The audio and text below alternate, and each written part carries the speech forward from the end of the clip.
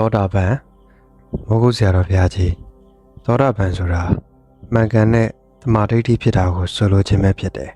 ။ဒီသမာဓိဋ္ဌိဖြစ်ဖို့ကဝိပဿနာရှုရမယ်။ခန္ဓာလည်းပျောက်တယ်၊ယုံနာလည်းမတွေးတော့ဘူး။ဖြစ်ပျက်လည်းချုပ်တယ်။ဒုက္ခတွေလည်းကုန်သွားတယ်ဆိုရင်အဲ့ဒါသောတာပန်။ဒါဆိုရင်အပယ်မလာဘူး။ကိုယ်တိုင်သိရမယ်။ဖြစ်ပျက်ဆုံးကိုမြင်တာသောတာပန်။နိဗ္ဗာန်ကိုဆင်ញင်နိုင်တာသောတာပန်။ဘဝရဲ့အဆုံးကိုတွေ့မြင်တာသောတာပန်သောတာပတိမရရင်အပေကိုလာရောက်စေနိုင်တဲ့ဒိဋ္ဌိဝိသိကိစ္စသီလပဒပဒမာတလောဘဒေါသမောဟတိ6ခုလွတ်တယ်သောတာပန်ရိုးရိုးဟာခုနှစ်ဘဝဧကပိသဆိုတာဒီတစ်ဘဝတည်းနဲ့ကိုပဲအားထုတ်ရင်သက္ကရာကံအနာကံဖြစ်တယ်ဒိဋ္ဌိကိုအပေဉာဏ်နဲ့သာပြုတ်ပါစေစီယိုးကိုရေအောက်မှာရိုက်ခွဲလိုက်သလို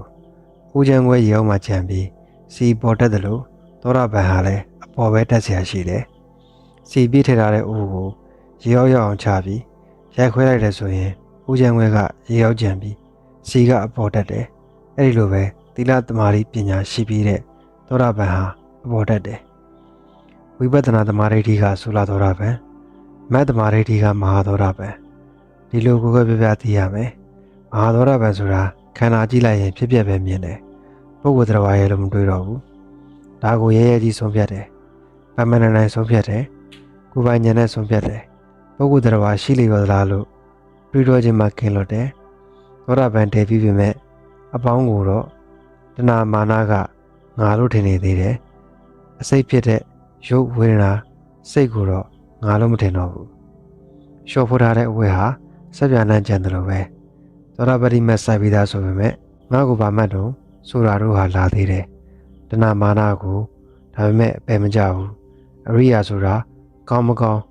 အာယုံကြောင့်တုံ့လုံးခြင်းနှစ်သက်ခြင်းစိုးရိမ်ခြင်းရံညှိုးဖွဲ့ခြင်းမရှိတာဟာအရိယာတို့သဘောဖြစ်တယ်အရိယာဆိုတာဖြူစင်တဲ့မြင်ရှိသူကိုအရိယာလို့ခေါ်တယ်မျက်လုံးဖွင့်တာနဲ့ပုရုဇဉ်များကြတော့တန်တရားခီးဆက်တယ်အရိယာများကြပြန်တော့တန်တရားဆုံးတဲ့ခီးကိုဆက်တယ်မိုးကုတ်ဆရာတော်ဘုရားကြီးဟဲသိမ်ဗရမ များတောင်ဆရာတော်အရှင်ကောဝိရစူးစီးပူဇော်ပါသောမောဂုဆရာတော်ဘုရားကြီးရှင်းလင်းပြသသောဝိပဿနာဆိုင်ရာအမြင်များမှကောင်းတော့ပူဇော်ပါသည်